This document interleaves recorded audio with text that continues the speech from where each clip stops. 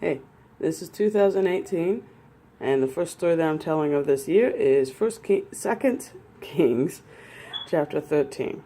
And it's a story of Elijah, not Elijah. Elijah was the student of Elijah. Elijah, however, has grown old, and he's about to die. In fact, it says he was lying in bed of the sickness that would kill him. And the king of Israel was very sad about that. So, he cried. And he said, "You're the horseman of Israel. You're the chariot of Israel." And Elijah tells the king to go get bow and arrows. So the king does. Then he tells him to open up the east window. So he does. And he says, "Shoot an arrow out that window." So he does. And Elijah goes, "Behold the arrow of the Lord, the salvation from Syria. Take your arrows and thrush them upon the ground." Now, if you don't know what threshing means, it's hitting very fast.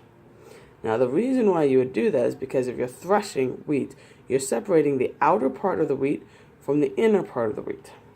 And you do this by hitting it very hard and lifting it up in the air so that the outer part flies off and the heavy wheat that you actually want to eat stays in the ground, stays on whatever you're doing. So, the king takes his arrows and hits the ground. 1, 2, 3.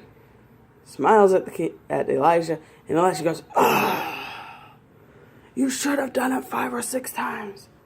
If you had done it 5 or 6 times, or even more, you would have thoroughly wiped out Syria. Instead, you're only going to beat Syria 3 times." And he dies. He probably said more than that, but that's not what's recorded. So, they bury him in a sepulcher, which isn't under the ground, covered in dirt. It might be underground, but then there's a platform put on top, or if it's in a cave, a rock is rolled over it. Probably sounds familiar to you. And the Moabites conquer that area. The Moabites conquer the area where Elijah is in the sepulcher, buried. And a group of men come. And the Moabites are afraid. They were burying somebody else, but instead of continuing to dig their hole, they put this man in Elijah's sepulcher. And then when the dead man, or possibly just thoroughly unconscious, man touches Elijah's bone, he becomes revived and leaves. Pretty cool. We don't know what happened to the Moabites. The king of Israel, however, has good stroke. He had been conquered by Syria, but the king of Syria dies and his son becomes in charge. And so the king of Israel grabs everybody he can and fights and conquers the new king of Syria 3 times. So he's claimed more of his cities back under his own control. But he only defeated them 3 times. Which, if you know anything about the history of that area, means the fighting continues. So, welcome to 2018.